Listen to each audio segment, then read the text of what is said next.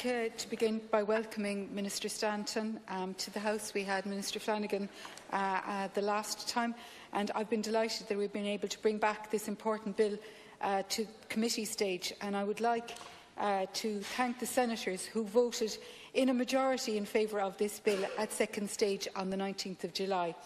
As I and others have said time and time again in this House and in the Dáil, Ireland is failing in her duty to adequately respond to the global refugee crisis, the worst since World War II.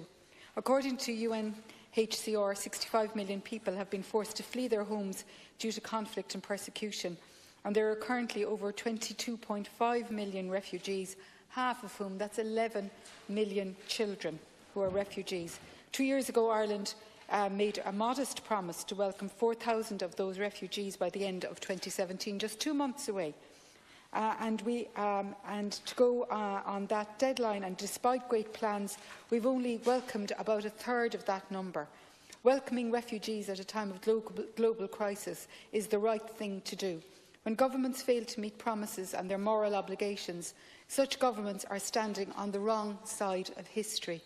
Essentially, this bill will make it easier for our government to fulfil its promises to people in extremis through no fault of their own, other than to be living in the wrong place at the wrong time. This bill will help our government reach its modest target of welcoming 4,000 refugees by undoing possibly unintended but definitely ungenerous measures contained in the International Protection Act 2015, by narrowing the definition of family and excluding the extended family, which is an unrecognisable definition for most Irish people. The possibility of family reunification has been made much, much more difficult.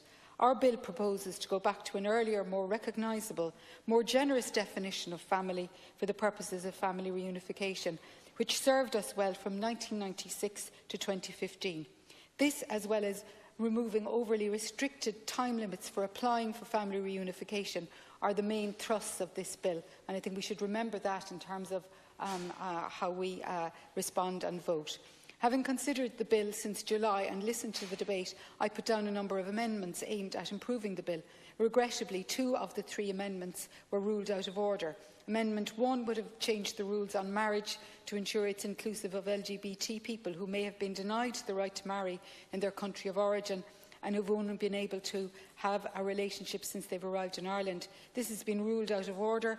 I am told that it would put a charge on the Exchequer. Sorry, Senator, I have to correct you. We're on section 1, specifically, committee stage. Okay.